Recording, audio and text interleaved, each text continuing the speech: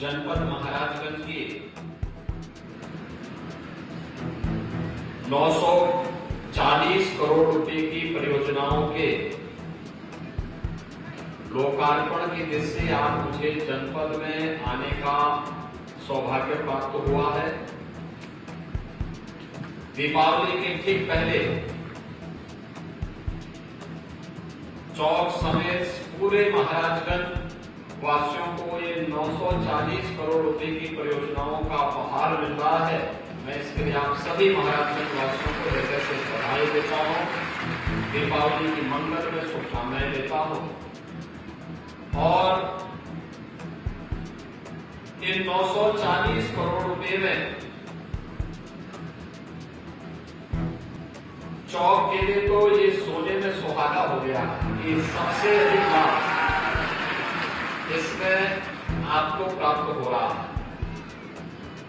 आज के इस लोकार्पण और शिलान्यास कार्यक्रम में मंच पर उपस्थित जनपद महाराजगंज के लोकप्रिय सांसद और केंद्रीय मंत्री माननीय श्री पंकज चौधरी जी, जिला पंचायत अध्यक्ष श्री रविकांत पटेल जी, इस क्षेत्र के लोकप्रिय विधायक श्री जयमंगल कनौजिया जी, विधायक सिसुआ श्री प्रेम सागर पटेल जी, विधायक पलियारा श्री ज्ञानेन्द्र सिंह जी, विधायक नौतनवा श्री ऋषि त्रिपाठी जी, भारतीय जनता पार्टी के जिला के अध्यक्ष श्री संजय पांडे जी, नगर पंचायत अध्यक्ष चौक श्रीमती संगीता देवी जी,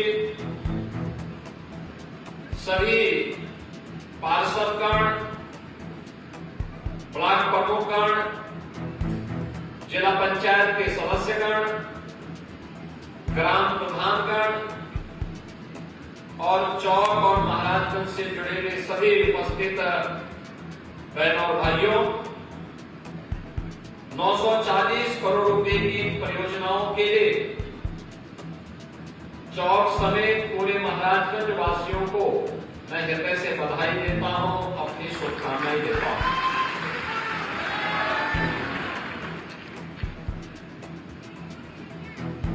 ये 940 करोड़ रुपए की जो योजनाएं आज यहां के विकास को एक नई ऊंचाई प्रदान करेगी, इसमें नगर पंचायत चौक के अपने स्वयं के भवन, नगर पंचायत पलियारा के स्वयं के भवन के साथ ही अन्य ऐसे जो भी स्थानीय निकाय से जुड़े हुए नवनिर्मित भवन है, उनके लोकार्पण का कार्यक्रम, खेलकूद की गतिविधियों को कैसे आगे बढ़ाया जाना है और हमारा खिलाड़ी भी, हमारा स्थानीय खिलाड़ी भी ओलंपिक, एशियाड और कॉमनवेल्थ में मेडल प्राप्त करने की सामर्थ्य रखता है।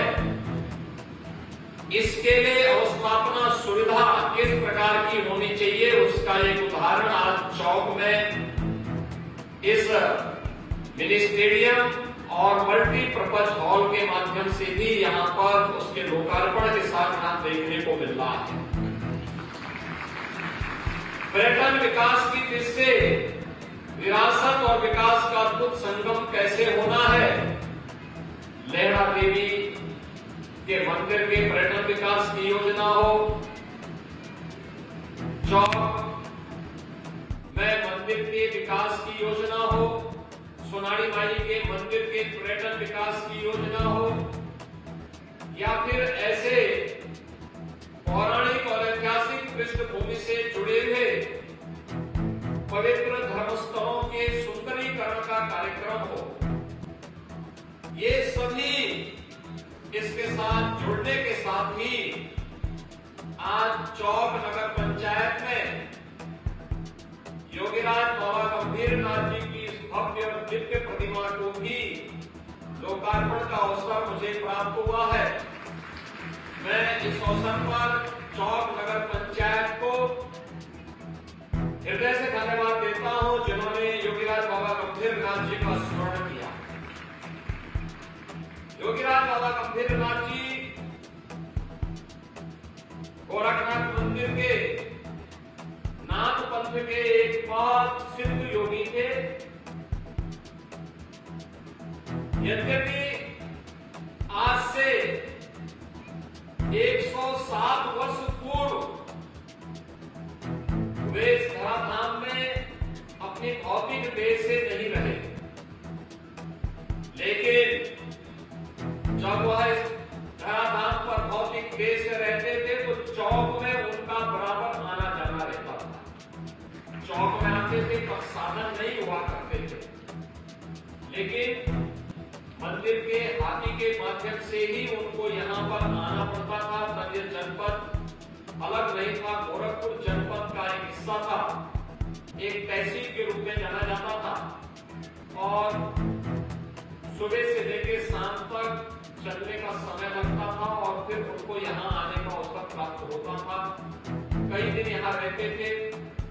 यहाँ की व्यवस्था देखने के बाद फिर बाबा यहाँ के लोगों को अपना आशीर्वाद देकर के वापस गोरखपुर जाते थे। और इतने वर्ष के बाद आप सोचे 1917 में उन्होंने अपनी भौतिक देह को छोड़ा था और 2023-24 में उनकी मूर्ति के माध्यम से चौक में उनका स्मरण हुआ है। यह उस दिव्य विभूति के प्रति चौक की जनता की ओर से, नगर पंचायत की ओर से कृतज्ञता ज्ञापित करने और उनके प्रति श्रद्धा व्यक्त करने का एक माध्यम बना है। मैं इसके लिए, जो कि मैं स्वयं भी योगीराज बाबा गंभीरनाथ जी का अनुयायी हूं, तो इस दृष्टि से मैं चौक की जनता को हृदय से धन्यवाद देता हूं कि उन्होंने नगर पंचायत के माध्यम से योगीराज बाबा गंभीरनाथ जी का स्मरण किया। बहनों और भाइयों, प्रधानमंत्री मोदी जी ने देशवासियों को विकास को विरासत के साथ जोड़ने का एक आह्वान करते हुए 2047 में भारत को दुनिया की एक बड़ी शक्ति के रूप में स्थापित करने के लिए आत्मनिर्भर और विकसित भारत की परिकल्पना को साकार करने का आह्वान किया। आत्मनिर्भर और विकसित भारत बनाने के लिए हम सबके स्तर पर क्या प्रयास होना चाहिए, यह आज के अवसर पर आत्मावलोकन की आवश्यकता है। याद करिए, सरकार अपना कार्य कर रही है। केंद्र सरकार, राज्य सरकार मिलकर के अपने अपने कार्यों को आगे बढ़ा रही है। युद्ध स्तर पर कार्य हो रहे हैं, बड़े बड़े कार्य हो रहे हैं। कहीं हाईवे, कहीं रेलवे, कहीं एयरपोर्ट, कहीं मेडिकल कॉलेज, कहीं पॉलिटेक्निक, कहीं इंजीनियरिंग कॉलेज, कहीं डिग्री कॉलेज, कहीं ITI, कहीं पर बेसिक शिक्षा के स्कूल, कहीं कलावा से विद्यालय, कहीं मुख्यमंत्री कॉलेज स्कूल, कहीं कस्तूरबा गांधी विद्यालय, कहीं PM श्री विद्यालय, कहीं आंगनबाड़ी केंद्र, कहीं पर उद्योग लगा करके लोगों के लिए विकास और रोजगार के अवसर खोलने के कार्यक्रम, ये अनेक कार्यक्रम चल रहे हैं। लेकिन इसमें केवल सरकार की ही जिम्मेदारी है। हमारे स्थानीय निकाय की समितियों का, ग्राम पंचायतों की और आम नागरिकों की क्या भूमिका इसमें हो सकती है, यह आज हम सब के लिए एक विचारणीय प्रश्न होना चाहिए।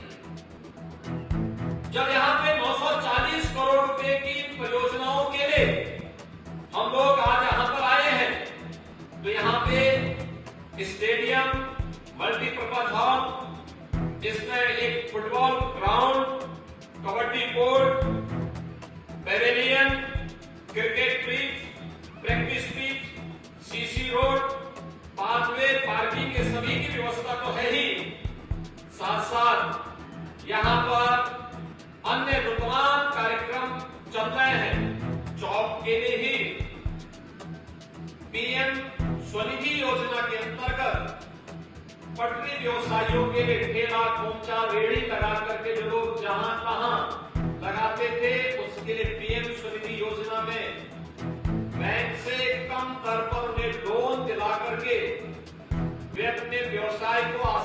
कर सके, इसके लिए भी एक कार्यक्रम चल रहा है। और इसमें मुझे प्रसन्नता हुई कि 556 पथ विक्रेताओं को अकेले चौक के अंदर इस योजना का लाभ प्राप्त हुआ है। आप सोचिए 2020 में 20 दिसंबर 2020 में आपका चौक नगर पंचायत बना और मात्र 4 साल में 3704 लोगों को एक एक आवास इस नगर पंचायत में प्राप्त हो गया। यानी 3704 लोगों को कोई कल्पना ही नहीं कर सकता। और यहां पे 4 आंगनबाड़ी केंद्रों का निर्माण भी हो रहा है। चौक समेत आसपास के जो भी गांव नगर पंचायत में आए हैं, इनमें भी विकास के कार्य तेजी के साथ आगे बढ़ाने का कार्य हो रहा है। और साथ साथ यहां पर अभी आपका भव्य भवन नगर पंचायत का बनकर के भी यहां पर तैयार हुआ है। मैंने भी यहां प्रशासन से इसी बात में कहा कि जैसे ग्राम सचिवालय का निर्माण हुआ है गांवों में, ग्राम सचिवालय के लिए हम लोगों ने कुछ कार्य योजना तैयार की और ग्राम पंचायत में एक पंचायत सहायक के रूप में कंप्यूटर ऑपरेटर दे रखा। एक कंप्यूटर ऑपरेटर गांव के लोगों को ये सभी सुविधाएं गांव में उपलब्ध करा रहा है, चाहे वह आय प्रमाण पत्र हो, जन्म प्रमाण पत्र हो, मृत्यु प्रमाण पत्र हो, निवास प्रमाण पत्र हो, चाहे वह जो भी आवश्यकता जिसके लिए जिले में, तहसील में, ब्लॉक में एक सामान्य नागरिक को जाना होता था, आज ये सभी सुविधा गांव में ही ग्राम सचिवालय में प्राप्त हो, ये व्यवस्था आज कर दी गई है। इसको युद्ध स्तर पर आगे बढ़ाना है जिससे लोगों को इस सुविधा का लाभ मिले, पब्लिक को सुविधा। लेकिन जॉब भी उसमें एक नई बनी कंप्यूटर ऑपरेटर की। गांव का एक व्यक्ति गांव के अंदर ही नौकरी प्राप्त कर लिया। इसमें दूसरी जॉब बनी, हम लोगों ने कहा कि वे गांव में एक सार्वजनिक शौचालय बनना चाहिए। घर घर में शौचालय बनाए गए हैं, लेकिन कहीं ज्यादा मेहमान आ गए, कोई शादी ब्याह का कार्यक्रम हो, गांव की स्वच्छता पे कोई दाग न लगने पाए, इसके लिए आवश्यक है कि गांव में सार्वजनिक शौचालय हो। और उस सार्वजनिक शौचालय को अब ग्राम पंचायत या यूजर चार्ज के माध्यम से उसको संचालित करें और उस सार्वजनिक शौचालय में रहने वाली एक महिला को भी उसको जिम्मेदारी दी जाए। एक नया जॉब इसके माध्यम से भी वहां प्राप्त हुआ। तीसरा, पीसी सखी, बैंकिंग कॉरेस्पॉन्डेंट सखी। गांव के लोगों को बैंक का लेन देन करने के लिए बैंक जाना न पड़े, बल्कि पीसी सखी ही इस जिम्मेदारी का निर्वहन करेगी। इसके लिए गांव की कोई बेटी या बहू जिसका प्रशिक्षण हम लोगों ने करवाया है बैंकों के साथ मिलकर के, वह गांव में बैठ करके गांव में घूम घूम करके इस कार्य को कर रही है। किसी को वृद्धावस्था पेंशन लेना है, वही पीसी सखी इस कार्य को करती है। किसी को पैसा जमा करना है, वह भी काम वही कर रही है। किसी को कोई अन्य पैसा निकालना है या पैसा जमा करना है, सारा कार्य वह पीसी सखी कर रही है। और ऐसे 42,000 पीसी सखी आज के दिन पर उत्तर प्रदेश के अंदर कार्य कर रही है। हर ग्राम पंचायत में एक पीसी सखी हो, यह भी एक तीसरी जॉब गांव के अंदर गांव के लोगों को उपलब्ध करवाई गई। चौथा, गांव में एक कन्वेंशन सेंटर हो, शादी ब्याह, मांगलिक कार्यक्रम, किसी का मुंडन है, किसी को भोज देना हो, कोई अन्य कार्यक्रम करवाना हो, इसके लिए इधर भटकना ना पड़े। पहले से ही निर्मित भवन हो और उस भवन में यूजर चार्ज कम से कम हो। अगर आप टेंट लगाएंगे 1,00,000-2 लाख का खर्चा हो जाएगा। आसानी क्या है, वहां पे पहले से भवन बने, आसानी से कम पैसे में लोगों को सुविधा मिल सके, तो पब्लिक को सुविधा मिल गई, साथ साथ वहां पर एक व्यवस्था बनाई गई कि एक व्यक्ति उसकी रख रखाव की जिम्मेदारी निभाएगा, उसको निश्चित मानदेय मिले। तो एक चौथी जॉब भी गांव में मिल गई। पांचवा कार्य उस गांव के लिए किया गया है कि जो फेयर प्राइस शॉप है, कोटे की दुकान है, पहले कोटे की दुकान में केवल सरकारी राशन ही बेच सकते, अब हमने सुविधा दी है कोटे की दुकान में सरकारी राशन के साथ साथ अन्य सामान भी जो सामान्य उपभोक्ता के लिए उपयोगी हो सकता है, तेल है, साबुन है, दातुन है और भी कॉपी किताब है, ये सब आप वहां बेचने के लिए रख सकते हैं। गोदाम उसके पीछे बनाने की व्यवस्था बनाएगी सरकार, और एक व्यक्ति जो फेयर प्राइस शॉप का संचालन करता है वो इसको देखेगा, निश्चित किराया ग्राम पंचायत में जमा करेगा। एक पांचवी जॉब वहां पर होगा, यानी एक ग्राम पंचायत में 5 जॉब क्रिएट किए गए हैं। ऐसे ही नगर पंचायतों में भी हमें करने की तैयारी करनी चाहिए। हमारा ग्राम पंचायत या हमारी नगर पंचायत सरकार के लिए बोझा न बने, बल्कि सरकार की योजनाओं को जमीनी धरातल पर पहुंचाने के वाहन तो बने ही, साथ साथ मोदी जी के आत्मनिर्भर भारत और विकसित भारत की परिकल्पना को साकार करने के जीवंत इकाई बने। इसके लिए आवश्यक है कि हम अपनी नगर पंचायत को और अपनी ग्राम पंचायत को भी आत्मनिर्भर बनाने की दिशा में कार्य करें। ये संभव है, ये हो सकता है। आपने कहीं वेंडिंग जोन बनाया, स्ट्रीट वेंडर को वहां व्यवस्थित रूप से उनको अलग अलग छोटे छोटे उनकी दुकानें बनवा करके उनको दी, उनसे महीने का एक यूजर चार्ज किराए के रूप में लीजिए, आपकी अतिरिक्त इनकम होगी और सड़क का जाम भी खुलेगा, साथ साथ नए लोग वहां पर रोजगार के साथ जुड़ेंगे, नौकरी भी है, रोजगार भी है, लोगों की सुविधा भी है और एक स्वच्छ और सुंदर जगह लोगों को देखने को भी मिलेगी।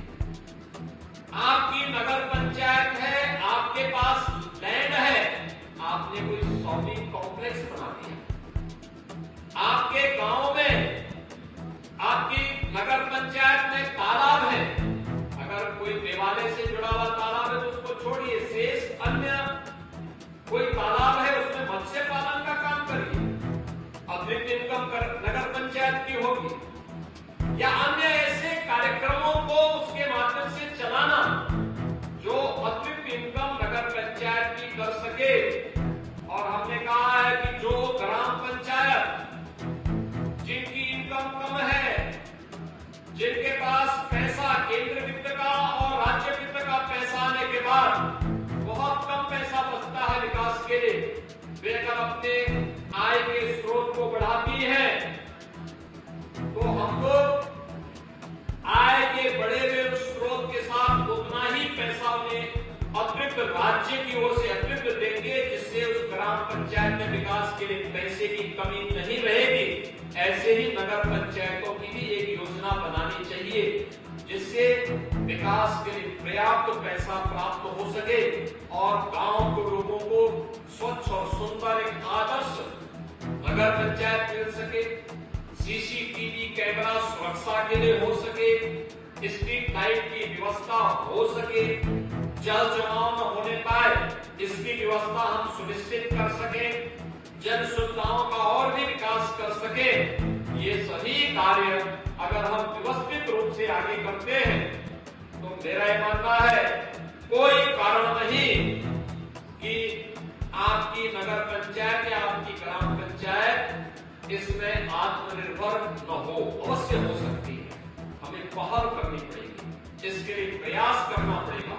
इसके लिए माननीय सांसद, माननीय विधायक के मार्गदर्शन में नगर पंचायत अध्यक्षों को, ग्राम प्रधानों को, जिला पंचायतों को, ब्लॉक प्रमुखों को, इन सबको अपनी अपनी इकाइयों की ठोस कार्य योजना बना करके पूरी ईमानदारी के साथ उसको लागू करने की दिशा में आगे बढ़ना पड़ेगा।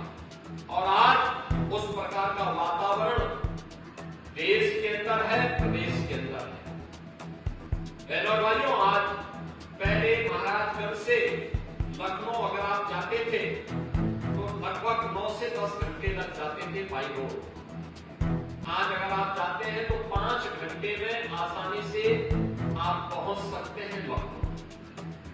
यानी ये दूरी जो कम की गई, ये जो बेहतर सड़क बना करके कनेक्टिविटी को आसान किया गया, ये विकास की एक दूरगामी सोच को सामने लाने के लिए अच्छी व्यवस्था होगी, अच्छी सड़कें होंगी, तो ये अच्छी सड़कें निवेश को आमंत्रित करेंगी।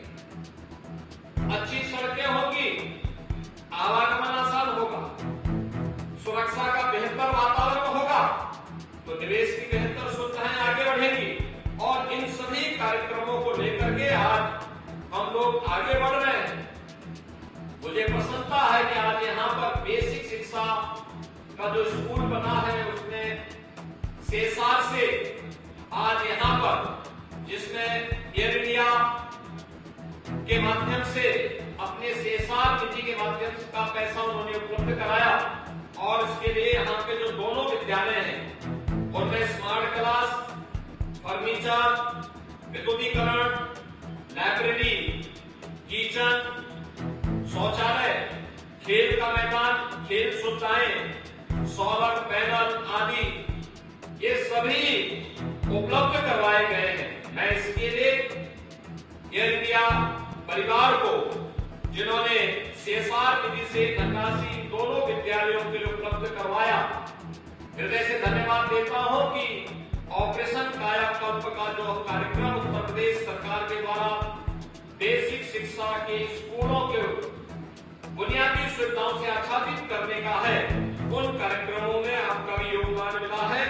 मैं इसके लिए आप सभी लोगों को, उन सभी को हृदय से धन्यवाद देता हूं। बहनों और भाइयों, आज जो तमाम योजनाएं जनपद महाराजगंज की यहाँ पर शिलान्यास और लोकार्पित की जा रही है, इसमें सड़क की भी है, व्यावसायिक शिक्षा की भी है, इसमें स्वास्थ्य विभाग की भी है, इसमें निराश्रित गोवंश के लिए नगरीय क्षेत्रों में और ग्रामीण क्षेत्र में किए गए प्रयासों का भी है, इसमें वेंडिंग जोन, स्ट्रीट वेंडर के लिए बनाने का भी कार्यक्रम है, और साथ साथ यहाँ की तमाम पेयजल की स्कीम को भी आगे बढ़ाने का कार्यक्रम भी इसके साथ है। इसके साथ ही यहाँ पर वसूली मंदिर, मां बनोलिया माता मंदिर, देवगा का पर्यटन विकास, पुलिस लाइन में ट्रांजिट हॉस्टल के 2 ब्लॉक का लोकार्पण का कार्यक्रम, और इसके साथ ही अन्य पुलिस विभाग से जुड़े हुए कार्यक्रम और सड़क से जुड़े हुए कार्यक्रम भी इन कार्यक्रमों के साथ जोड़े जा रहे हैं। और भी अन्य तमाम कार्यक्रमों को आज यहाँ पर स्वास्थ्य से अग्निशमन के साथ जुड़े हुए जनपद महाराजगंज में एक ऑडिटोरियम का निर्माण हो, इन सभी को भी आज शिलान्यास के साथ यहाँ पे जोड़ा जा रहा है। और इसके साथ ही और भी स्वास्थ्य विभाग से जुड़ी हुई या पशुपालन विभाग से जुड़ी हुई अन्य तमाम योजनाओं को भी यहाँ पर जोड़ने का कार्यक्रम आज यहाँ पर जनपद महाराजगंज के चौक बाजार के माध्यम से पूरे महाराजगंज जनपद को, चाहे वह नौतमा विधानसभा हो, हरेंदा विधानसभा हो, बनेरा विधानसभा हो, सिसुआ विधानसभा हो या फिर महाराजगंज विधानसभा, इन सभी विधानसभाओं से जुड़ी हुई विभिन्न प्रकार की परियोजनाओं का सौगात आज जनपद महाराजगंज को प्राप्त हो रहा है। दीपावली के पहले विकास की योजनाओं का उपहार ये धनतेरस और दीपावली की खुशी को कई गुना बढ़ाएगा, क्योंकि यही तो पर्व और त्योहार के पीछे का उद्देश्य होता है। सुरक्षा का अच्छा वातावरण मिले, सौहार्दपूर्ण वातावरण में हम विकास की योजनाओं को आगे बढ़ा सके। विकास और विरासत का बेहतर समन्वय के लिए कहीं लेहड़ा देवी मंदिर में, कहीं पर अन्य पुराने देवालयों के सुंदरीकरण और उनके पर्यटन विकास की योजनाओं को भी मूर्त रूप दिया जा रहा है। तो हमारे विकास की जो सबसे आधारभूत इकाई है ग्राम पंचायत के लिए या फिर नगर पंचायत के विकास के लिए उनका अपना स्वयं का भवन बने, वहां पर सॉलिड और लिक्विड वेस्ट के लिए बेहतरीन प्रबंधन हो, ये सभी कार्य एक साथ करने के कार्य किए जा रहे हैं। आज मैंने प्रशासन से इसी बारे में कहा है कि जैसे ग्राम सचिवालय काम कर रहा है, ऐसे ही नगर पंचायतों का सचिवालय नगर पंचायत भवन के माध्यम से होते हुए दिखना चाहिए, जिससे चौक के लोगों को अपना सर्टिफिकेट बनाने के लिए महाराजगंज न जाना पड़े, बल्कि चौक के लोगों को चौक में, पनियारा के लोगों को पनियारा में, सिसवा के लोगों को सिसवा में, नौतनवा के लोगों को नौतनवा में, फरिंदा के लोगों को फरिंदा में इस सुविधा का लाभ आय प्रमाण पत्र, जाति प्रमाण पत्र, निवास प्रमाण पत्र या खतौनी की नकल या जमीन से संबंधित रिकॉर्ड की नकल, ये सभी सुविधाएं वहां उपलब्ध हो सके। हमें इस दिशा में नए प्रयास को आगे बढ़ाने की आवश्यकता है। आज के इस अवसर पर मैं एक बार फिर से आप सभी को, महाराजगंज वासियों को, चौक वासियों को इतनी बेहतरीन सुविधा के, पहले ग्राम पंचायत था, मुझे याद है महाराजगंज से चौक आने के लिए इस सड़क की स्थिति कितनी खराब थी और मुझे कई बार लिखना पड़ता था, बोलना पड़ता था। हम लोगों को उस समय प्रशासन से भी, शासन से भी गुहार करनी पड़ती थी। और आज कितनी अच्छी सड़क चौक के अंदर, चौक तो ऐसे बनता है जैसे बंगलों का हजरतगंज बन गया। और यानी विकास, लेकिन इस विकास को बनाए रखना, एक स्वस्थ प्रतिस्पर्धा होनी चाहिए कि नगर पंचायत बन गई, विकास भी हो रहा है, इस विकास को सुरक्षित रखना, इसको आगे बढ़ाना। हम अपने नगर पंचायत को आदर्श बनाएंगे, स्वस्थ प्रतिस्पर्धा जनपद के अंदर भी, ग्राम पंचायतों में स्वच्छता के लिए, विकास की योजनाओं के संरक्षण के लिए, इनकम को बढ़ाने को लेकर के।